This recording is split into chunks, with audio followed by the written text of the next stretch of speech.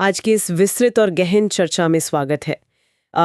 आज का जो मिशन है वो बहुत ही स्पष्ट है। बिल्कुल। अक्सर ऐसा देखने में आता है कि अदालती फैसले हों, कानूनी धाराएं हों या वकीलों की बहसें हों, वो आम इंसान को बहुत ही जटिल और भारी भरकम लगती हैं। एकदम नीरस सी लगती हैं, सही बात है। हाँ, तो हमारा उद्देश्य इन्हीं कानूनी बारीकियां को पूरी तरह से डिकोड करना है। मतलब इन्हें इस तरह से सरल, सटीक और रोचक बनाना है ताकि कोई भी जिज्ञासु मन बिना किसी मोटी कानूनी डिक्शनरी के ये समझ सके कि हमारे देश का सिस्टम, हमारी न्याय प्रणाली असल में काम कैसे करती है। और ये बहुत जरूरी भी है। बिल्कुल। तो आज की हमारी ये चर्चा एक बेहद महत्वपूर्ण स्रोत पर आधारित है।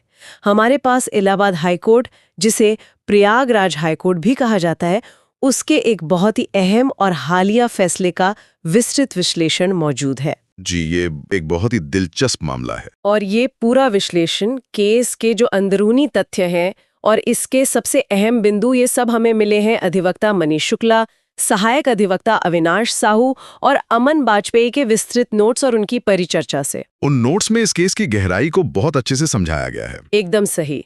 और आज का हमारा मुख्य विषय है भारतीय नागरिक सुरक्षा संहिता, यानी जिसे हम BNSS कहते हैं, उसकी धारा 183, जो कि एक बहुत ही संवेदनशील धारा है। हाँ, और एक बड़ा और सीधा सा सवाल सामने आता है कि क्या इस धारा के तहत किसी पीड़िता का बयान बार-बार या कहें कि कई बार दर्ज किया जा सकता है? तो चलिए इसे समझते हैं। देखिए, ये सवाल सतह पर जितना सीधा और तकनीकी लग रहा है ना, असल में इसकी जड़ें बहुत गहरी हैं। अच्छा। जी, ये सिर्फ एक कानूनी किताब में छपे किसी नियम या पन्नों पर लिखी इबारत का मामला नहीं है। अगर हम इसके पीछे की भावना को समझें, तो ये पूरी न्याय प्रणाली में एक भरोसे, निष्पक्षता और जिसे हम कहते हैं प्रक्रिया की पूर्ण शुद्धता, उससे जुड़ा एक बहुत बड़ा सवाल है। मतलब न्याय के बुनियादी ढांचे से जुड़ा हुआ है। बिल्कुल। जब कोई भी आपराधिक मामला किसी अदालत की चौखट तक पहुंचता है, तो उस पूरी प्रक्रिया की जो नींव होती है, उस केस का पूरा ढांचा, वो केवल और केवल सबूतों और गवाहों के बयानों पर टिका होता है। सही बात है, गवाही तो सबसे अहम होता है। एकदम। और अगर शुरुआत में ही बयानों की प्रक्रिया ही सवालों के घेरे में आ जाए, उन पर शक होने लगे, तो न्याय का पूरा महल ढह सकता है। जाहिर सी बात है, फिर तो फैसले पर ही सवाल उठ जाएंगे। इसीलिए ये समझना बहुत जरूरी है कि कानून बयानों को लेकर, और खासकर जो मजिस्ट्रेट के सामने दिए गए बयान होते हैं, उनको लेकर इतनी सख्ती और इतनी कठोरता क्यों बरतता है। ये बात तो वाकई सोचने वाली है। और इस पूरी स्थिति, इस कानूनी कश्मकश को समझने के लिए हमारे पास कागजों पर मौजूद एक बहुत ही ठोस और वास्तविक मामला है। जी। इसी मामले ने हाल ही में इस बड़ी बहस को जन्म दिया है। हम बात कर रहे हैं साल 2006 के एक बेहद चर्चित केस की, कीर्ति वर्मा बनाम उत्तर प्रदेश राज्य। हाँ, इस मामले ने काफी ध्यान खींचा था। इस मामले की जो पृष्ठभूमि है वो कुछ इस तरह है कि एक गैंगरेप पीड़िता ने इलाहाबाद हाईकोर्ट में एक रिट याचिका दायर की थी। Writ petition. हाँ, अब यहाँ थोड़ा रुककर ये स्पष्ट कर देना जरूरी है कि रिट याचिका कोई आम अपील नहीं होती। जब किसी नागरिक को ये महसूस होता है कि उसके मौलिक अधिकारों का सीधा हनन हो रहा है, या फिर निचली अदालतों की कानूनी प्रक्रिया में कोई बहुत बड़ी और बुनियादी खामी रह गई हो, बिल्कुल, तब वो सीधे हाईकोर्ट या सुप्रीम कोर्ट का दरवाजा खटखटा सकता है। तो उस रिट याचिका में पीड़िता की मुख्य मांग ये थी कि BNSS की धारा 183 के तहत उसका बयान दोबारा रिकॉर्ड किया जाए। और जो लोग हमारे पुराने कानूनों से वाकिफ हैं, उनकी जानकारी के लिए ये बता दूं कि ये जो धारा 183 है, ये पुराने कानून CRPC की धारा 164 का ही नया रूप है। सही याद दिलाया। अब इस मामले में पीड़िता का मुख्य तर्क ये था कि मैजिस्ट्रेट ने उसका पहला बयान सही ढंग से रिकॉर्ड ही नहीं किया था।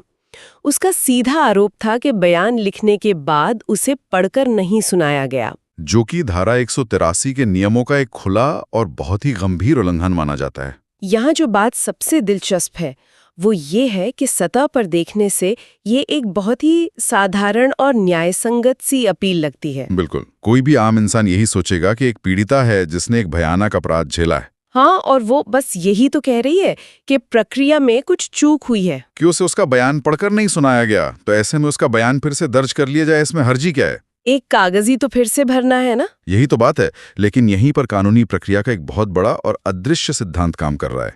अदालतें सिर्फ भावनाओं या सहानुभूति के आधार पर फैसले नहीं सुनाती। वे एक स्थापित और कठोर व्यवस्था पर चलती हैं। एकदम सही। अगर कोई अदालत हर ऐसी अपील पर बिना किसी ठोस आधार के तुरंत दोबारा बयान दर्ज करने की अनुमति दे दे तो पूरी न्यायिक प्रक्रिया की स्थिरता ही खतरे में पड़ जाएगी। मतलब कोई भी कभी भी आकर बयान बदलने की मांग करने लगेगा। वही तो, ये मामला सिर्फ एक व्यक्ति के बयान को दोबारा दर्ज करने का नहीं था, बल्कि इस बात का एक बहुत बड़ा परीक्षण था कि क्या स्थापित कानूनी प्रक्रियाओं को महज एक आरोप के आधार पर इतनी आसानी से दरकिनार किया जा सकता है या नहीं। लेकिन एक आम इंसान के नजरिए से देखें ना, तो ये बात थोड़ी अटपटी लग सकती है कि आखिर एक बयान को दोबारा दर्ज करने में इतनी बड़ी समस्या क्या है। मैं समझ सकता हूँ कि ये उलझन क्यों होती है। इसे समझने के लिए मैं एक रोजमर्रा का उदाहरण सामने रखती हूँ। मान लीजिए किसी बड़ी कॉरपोरेट कंपनी में कोई बहुत अहम मीटिंग चल रही है। ठीक है। मीटिंग के शुरुआती दौर में जो चर्चा होती है उसके रफ नोट्स बनाए जाते हैं। उन नोट्स में कई बार काट-छाट होती है, कुछ चीजें जोड़ी जाती हैं, कुछ हटाई जाती हैं। क्योंकि तब तो विचार विमर्श चल रहा होता है। बिल्कुल। लेकिन हफ्तों की चर्चा के बाद जब एक बार फाइनल अग्रीमेंट या कॉन्ट्रैक्ट बन जाता है, उस पर कानूनी मोहर लग जाती है और सभी पक्षों के हस्ताक्षर हो जाते हैं, तो वो एक पक्का दस्तावेज बन जाता है। हाँ, तो क्या उस फाइनल कॉन्ट्रैक्ट को हर दूसरे दिन महज किसी एक व्यक्ति के कहने पर बदला जा सकता है? बिल्कुल नहीं। एकदम सटीक उदाहरण दिया आपने। ठीक उसी तरह हमारी न्याय प्रणाली में भी हर बयान का वजन और उसकी अहमियत एक जैसी नहीं होती। ये अंतर समझना बहुत जरूरी है। ये अंतर बहुत ही महत्वपूर्ण है और इसी बुनियादी अंतर को अधिवक्ता अविनाश साहू के नोट्स ने बहुत ही गहराई और स्पष्टता के साथ समझाया है। उन्होंने क्या बताया है इस बारे में? हमारी आपराधिक न्याय प्रणाली में मुख्यतः दो तरह के बयान सबसे ज्यादा अहम होते हैं और दोनों का चरित्र बिल्कुल अलग है। पहला होता है पुलिस के सामने दिया गया बयान, जिसे पहले 161 का बयान कहते थे। जी, ये BNSS की धारा 180 के तहत आता है, जिसे पहले CRPC की धारा 161 कहा जाता था। अब पुलिस के सामने दिया गया बयान जांच के दौरान जरूरत पड़ने पर कई बार रिकॉर्ड किया जा सकता है। कई बार? ऐसा क्यों? ऐसा इसलिए क्योंकि पुलिस की जांच एक निरंतर चलने वाली बदलती हुई प्रक्रिया है। पुलिस स्टेशन का माहौल अलग होता है, हर दिन नए सुराग मिल सकते हैं। कोई नया गवाह भी सामने आ सकता है। बिल्कुल, या घटना की कोई नई कड़ी जुड़ सकती है। कानून ये भी जानता है कि पुलिस के सामने गवाह शायद डरा हुआ हो या पुलिस खुद अपनी थियरी साबित करने के लिए बयान को एक खास दिशा में ले जा रही हो। मतलब वहां दबाव की गुंजाइश होती है। इसी वजह से, इसीलिए पुलिस के सामने दिए गए बयान पर हस्ताक्षर भी नहीं करवाए जाते और अदालत में उसे अंतिम सत्य नहीं माना जाता। इसका मतलब तो ये हुआ कि पुलिस डायरी में दर्ज बयान महज जांच को आगे बढ़ाने का एक टूल है, वो कोई पत्थर की लकीर नहीं है। एकदम सही पकड़ा आपने। लेकिन जब बात मजिस्ट्रेट के सामने दिए गए बयान की आती है तो पूरी तस्वीर ही बदल जाती है। वहां माहौल, प्रक्रिया और उस बयान का कानूनी वजन सब कुछ बिल्कुल अलग होता है। बिल्कुल अलग। और यहीं पर BNSS की धारा 183 पूरी ताकत के साथ तस्वीर में आती है, जो कि मजिस्ट्रेट के सामने दर्ज होता है। जी, मजिस्ट्रेट के सामने दिया गया बयान कोई आम कागजी कार्रवाई नहीं है।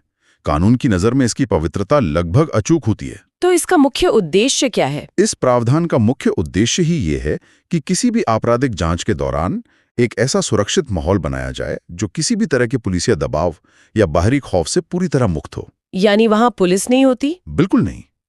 जब कोई व्यक्ति धारा 183 के तहत बयान देने मजिस्ट्रेट के चेंबर में जाता है तो वहां कोई पुलिस वाला मौजूद नहीं होता। ये तो बहुत बड़ा फर्क है। मजिस्ट्रेट बाकायदा उस व्यक्ति को समय देते हैं, उसे शांत करते हैं और ये चेतावनी भी देते हैं कि वो जो कुछ भी कहेगा उसका इस्तेमाल उसी के खिलाफ या केस में अहम सबूत के तौर पर हो सकता है। मतलब उसे पूरी तरह से आगाह किया जाता है। हाँ, अदालत का मकसद इस पूरी कवायद से सबसे ज्यादा भरोसेमंद और निष्पक्ष सबूतों को सुरक्षित रखना है। इसीलिए इसे पुलिस बयानों की तरह बार-बार या एक रूटीन प्रोसीजर के तौर पर दोबारा रिकॉर्ड करने की अनुमति किसी भी हाल में नहीं दी जा सकती। अगर मजिस्ट्रेट के सामने दिए गए बयान को भी बार-बार बदलने की छूट मिल जाए तो फिर क्या ही फर्क रह जाएगा? वही तो, फिर उसकी विश्वसनीयता और पुलिस के बयान के बीच का फर्क ही खत्म हो जाएगा। यहाँ एक बहुत ही दिलचस्प मोड़ आता है, क्योंकि जो बात अभी सामने आई है उससे तो ऐसा लगता है कि अदालत ने एक बार जो लिख दिया वो ब्रह्मा की लकीर हो गई। सुनने में ऐसा ही लगता है। लेकिन क्या ये व्यवस्था बहुत ज्यादा कठोर नहीं है? मतलब क्या कानून में इंसानी गलतियों के लिए कोई जगह ही नहीं है? ये एक बहुत ही वाजिब सवाल है। मान लीजिए सच में मैजिस्ट्रेट से कोई भारी चूक हो गई हो, तो क्या अदालत के हाथ पूरी तरह से बंधे हुए हैं? क्या कभी भी किसी भी परिस्थिति में बयान दोबारा दर्ज नहीं हो सकता? और कीर्ति वर्मा वाले मामले में जस्टिस राजीव गुप्ता और जस्टिस अचल सचदेव की जो डिवीजन बेंच थी, उसने इसी सवाल का बहुत ही स्पष्ट और विस्तृत जवाब दिया है। डिवीजन बेंच यानी उच्च न्यायालय की वह पीठ जहां 2 जज एक साथ बैठकर सुनवाई करते हैं। जी, इस बेंच ने साफ किया कि ऐसा नहीं है कि हाई कोर्ट के हाथ पूरी तरह बंधे हैं, लेकिन दोबारा बयान दर्ज करने का निर्देश देना अदालत की कोई रूटीन या ऑटोमेटिक पावर नहीं है। इसका मतलब ये है कि ये कोई ऐसा अधिकार नहीं है कि किसी ने अर्जी लगाई और अदालत ने एक क्लर्क की तरह उस पर मोहर लगा दी। बिल्कुल नहीं। तो फिर अदालत ये शक्ति लाती कहां से है और इसका इस्तेमाल कब करती है? क्योंकि अगर कानून के खिताब में ये सीधे तौर पर नहीं लिखा कि बयान दोबारा दर्ज हो सकता है, तो अदालत ये फैसला कैसे ले सकती है? इस बिंदु पर अधिवक्ता अमन बाजपेयी के जो इनपुट्स हैं, वे बहुत ही गहराई से रोशनी डालते हैं। उन्होंने क्या विश्लेषण किया है? उनका कानूनी विश्लेषण बताता है कि हाई कोर्ट या सुप्रीम कोर्ट के पास इनहेरेंट पावर्स होती हैं। इनहेरेंट पावर्स यानी अदालत की वो अंतर्निहित या स्वाभाविक शक्तियां। जी हाँ, वो शक्तियां जो किसी भी कानून की किताब में अलग से या स्पष्ट रूप से नहीं लिखी गई हैं, बल्कि एक सर्वोच्च न्यायपीठ होने के नाते ये शक्तियां उनमें प्राकृतिक रूप से मौजूद हैं। तो इनका उद्देश्य क्या होता है? इन शक्तियों का एकमात्र उद्देश्य यह सुनिश्चित करना है कि न्याय की रक्षा हो और कानूनी प्रक्रिया का कोई दुरुपयोग न कर सके। लेकिन एक बात ध्यान रखने वाली है। वो क्या? अदालत अपनी इन अंतर्निहित शक्तियों का इस्तेमाल रोजमर्रा के मामलों में नहीं करती। वे इसका उपयोग केवल और केवल बहुत खास हालात या असाधारण परिस्थितियों में ही करती हैं, ताकि न्याय में होने वाली किसी बहुत बड़ी गड़बड़ी को रोका जा सके। एकदम सही। तो वे बहुत खास हालात, या जिन्हें अंग्रेजी में एक्सेप्शनल सर्कमस्टांसेस कहा जाता है, वे आखिर होते क्या हैं? ऐसे कौन से विशिष्ट परिदृश्य हैं जहां 2 जजों की एक बेंच ये कह सकती है कि ठीक है, हम पुराने नियम को दरकिनार करते हैं और इस मजिस्ट्रेट वाले बयान को दोबारा दर्ज करने की अनुमति देते हैं? अदालत ने अपने फैसले में इसके कुछ बहुत ही विशिष्ट और स्पष्ट उदाहरण दिए हैं। पहला और सबसे महत्वपूर्ण हालात वो है जहां अदालत के सामने ये साबित हो जाए कि पहला बयान जबरदस्ती लिया गया था। यानी ये बात साफ हो जाए कि पीड़ित ने अपनी मर्जी से वो बयान नहीं दिया था। बिल्कुल। जब ये साबित हो कि उस पर कोई बहुत भारी दबाव था या उसे डराया धमकाया गया था। दूसरा हालात तब बनता है जब जांच के दौरान कुछ ऐसे बिल्कुल नए, चौंकाने वाले और जरूरी तथ्य सामने आए हों। ऐसे तथ्य जिनका पहले बयान के वक्त कोई अस्तित्व ही नहीं था। और जो केस की पूरी दिशा बदल सकते हो, या फिर ऐसा हो कि गवाह किसी कारणवश पूरी तरह से मुकर गया हो या नाराज हो गया हो और अदालत को लगे कि सच्चाई सामने लाने के लिए एक और मौका जरूरी है। पर मुझे यहाँ एक बात गले से नीचे नहीं उतरती। क्या? अगर हम यौन अपराधों या पॉक्सो एक्ट से जुड़े संवेदनशील मामलों की बात करें तो वहाँ स्थिति बहुत अलग होती है। जी बिल्कुल होती है। ऐसी घटनाओं में पीड़िता अक्सर एक बहुत गहरे मनोवैज्ञानिक सदमे में होती है। ये मुमकिन है कि जब वो पहली बार मजिस्ट्रेट के सामने जाए तो डर या झिझक की वजह से पूरी बात न कह पाए। तो क्या ऐसे मामलों में भी ये नियम इतना ही कड़ा रहता है? नहीं, कानून इतना अंधा नहीं है और अदालत ने अपने फैसले में इस संवेदनशीलता को स्पष्ट रूप से स्वीकार किया है। अच्छा, तो वहाँ कुछ छूट है? बेंच ने यह साफ कहा है कि उन मामलों में दोबारा रिकॉर्डिंग का निर्देश दिया जा सकता है जहां अदालत को यह विश्वास हो जाए कि पहले बयान की सत्यता और ईमानदारी से गंभीर रूप से समझौता किया गया है। अगर अदालत को लगता है कि मजिस्ट्रेट के सामने दर्ज किए गए बयान में कोई ऐसी खामी है जो न्याय की हत्या कर सकती है, तो वो नई रिकॉर्डिंग का निर्देश दे सकती है। और जो आरोप कीर्ति वर्मा केस में लगा था कि पीड़ित को उसका बयान पढ़कर नहीं सुनाया गया, हाँ, अगर वास्तव में ये आरोप साबित हो जाए तो ये अदालत की नजर में एक बहुत ही गंभीर मसला है, क्योंकि ये सीधे तौर पर सुरक्षा उपायों पर सवाल खड़े करता है। एकदम। बयान पढ़कर सुनाना महज एक औपचारिकता नहीं है, ये इस बात की गारंटी है कि मजिस्ट्रेट ने वही लिखा है जो पीड़ित ने कहा है। तो इस सब का असल मतलब क्या है?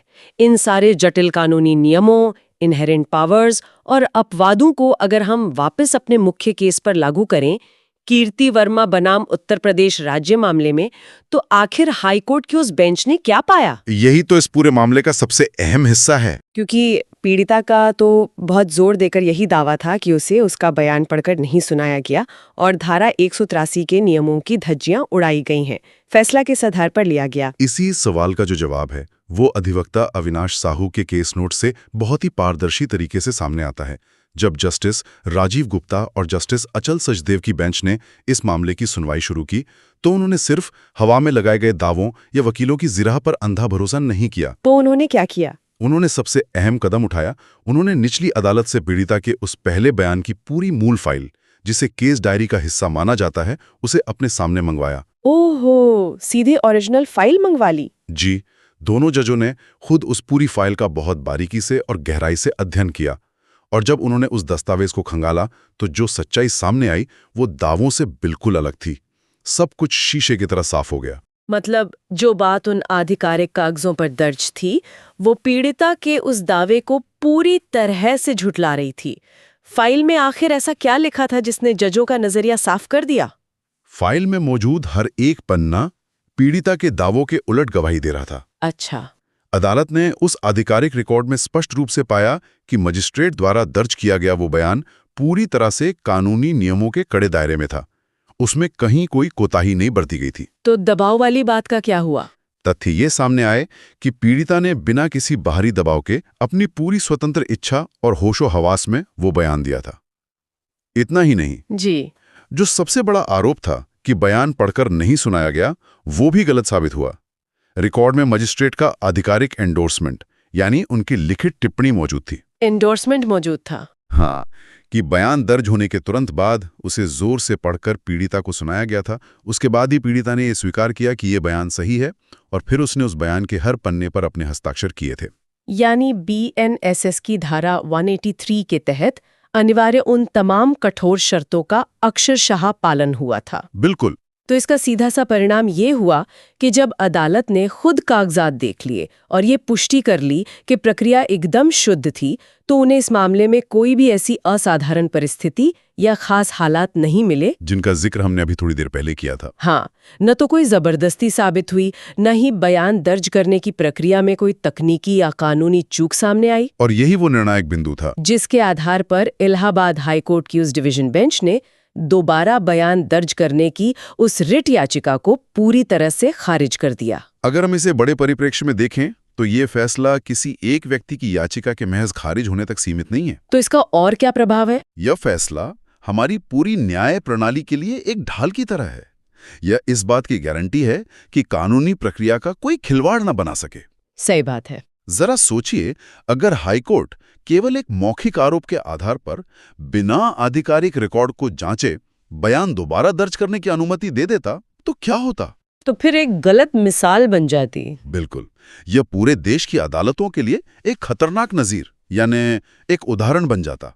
कल को हर दूसरे आपराधिक मामले में गवाह या पीड़ित, चाहे वो किसी के दबाव में आकर कर रहे हों या पैसे के लालच में, अपना बयान बदलने के लिए रोज ऐसी ही याचिकाएं दायर करने लगते। इससे तो पूरी कानूनी व्यवस्था ही चरमरा जाती है। इससे मजिस्ट्रेट के चेंबर में दर्ज किए गए उन पवित्र सबूतों की विश्वसनीयता ही हमेशा के लिए खत्म हो जाती, जिन पर हमारा पूरा का पूरा क्रिमिनल जस्टिस सिस्टम टिका हुआ है। अदालत का ये कड़ा आदेश ये स्पष्ट करता है कि कानून गवाहों को पूरा सम्मान और सुरक्षा देता है, लेकिन वो किसी भी कीमत पर अपनी स्थापित प्रक्रिया को कमजोर होने की अनुमति नहीं दे सकता। एकदम सही निष्कर्ष निकाला आपने। ये पूरी चर्चा वाकई आंखें खोलने वाली है। तो अगर हम आज के इस पूरे विश्लेषण को समेटें तो जो सबसे बड़ी और अहम सीख निकलकर सामने आती है वो ये है कि BNSS की धारा 183 के तहत किसी भी मजिस्ट्रेट के सामने दिया गया बयान कोई मामूली कागजी खानापूर्ति नहीं है। बिल्कुल नहीं। ये एक बहुत ही गंभीर, संरक्षित और पवित्र कानूनी प्रक्रिया है। इसे कोई भी अपनी मर्जी से जब चाहे तब सिर्फ एक रूटीन के तौर पर दोबारा रिकॉर्ड नहीं करवा सकता। हमारी न्याय प्रणाली का तराजू बहुत ही नाजुक होता है। जी। हाँ, समाज में न्याय कायम रहे, इसके लिए इन दोनों पड़ों के बीच ये सटीक संतुलन बनाए रखना बेहद जरूरी है। आज इस भारी भरकम और जटिल कानूनी विषय को इतनी बारीकी से डिकोड करने में सच में बहुत कुछ नया सीखने को मिला। इस बात में कोई शक नहीं है कि कानून को भावनाओं से दूर रखकर देखना जरूरी है। लेकिन आज की इस लंबी और गहन चर्चा का अंत करते हुए मैं एक बहुत ही महत्वपूर्ण और गहरा सवाल छोड़ना चाहता हूँ। जी बिल्कुल। एक ऐसा सवाल जो सीधे तौर पर आज के हमारे स्रोत सामग्री से तो जुड़ा है, लेकिन हमें कानून की किताबों से बाहर निकलकर सोचने पर मजबूर करता है। वो क्या है? आज हमने विस्तार से देखा कि कानून मजिस्ट्रेट के सामने दिए गए बयान की शुद्धता और उसकी अंतिम स्थिरता पर कितना जबरदस्त जोर देता है। वो इसे दोबारा दर्ज करने की अनुमति केवल प्रक्रियागत गड़बड़ी या दबाव जैसे बेहद दुर्लभ मामलों में ही देता है। सही बात है। लेकिन एक सोचने वाली बात यह है, जब कोई इंसान, विशेषकर कोई ऐसा पीड़ित जो यौन अपराधों या किसी भयानक हिंसा का शिकार हुआ हो, वो किसी गहरे मनोवैज्ञानिक सदमे या ट्रॉमा से गुजर रहा होता है जी। ऐसे वक्त में उसका दिमाग किसी टेप रिकॉर्डर या मशीन की तरह काम नहीं करता कि बटन दबाया और पूरी घटना क्रमवार याद आ गई। मनोविज्ञान हमें बताता है कि सदमे के कारण अक्सर बहुत सी अहम चीजें इंसान को तुरंत याद नहीं आती। बिल्कुल, ट्रॉमा का असर गहरा होता है। बल्कि जैसे जैसे समय बीतता है और दिमाग शांत होता है, वो उस भयानक घटना की नई परतें और नए तथ्य याद कर सकता है। ऐसे में ये एक बहुत बड़ा और ज्वलंत सवाल उठता है कि भविष्य में हमारी न्याय प्रणाली एक तरफ कानूनी प्रक्रिया की इस कठोरता और दूसरी तरफ एक भारी सदमे से जूझ रहे इंसान की इस मनोवैज्ञानिक स्थिति के बीच संतुलन कैसे बनाएगी। ये वाकई में एक बहुत ही विचारोत्तेजक और गहरा सवाल है। क्या कभी कानून की ये कठोर धाराएं मानवीय मनोविज्ञान को पूरी तरह से समझ पाएंगी? एक तरफ सदियों से स्थापित कानूनी किताबें और उनके कड़े नियम है, और दूसरी तरफ इंसानी दिमाग का वो जटिल काम करने का तरीका जिससे पूरी तरह से समझना आज भी मुश्किल है। हम उम्मीद करते हैं कि आज की इस विस्तृत चर्चा ने कानून की एक बेहद जटिल और महत्वपूर्ण धारा को थोड़ा और स्पष्ट किया होगा। साथ ही जाते जाते इस बात पर भी सोचने पर मजबूर किया होगा कि कानून की शुष्क दुनिया और मानवीय संवेदनाओं के बीच का जो ये रास्ता है वो असल में कितना चुनौतीपूर्ण और घुमावदार हो सकता है। आज की इस गहन चर्चा में हमारे साथ इस सफर पर चलने के लिए बहुत बहुत धन्यवाद। मिलते हैं अगली बार एक नए विषय, नए स्रोतों और एक बिल्कुल नई चर्चा के साथ।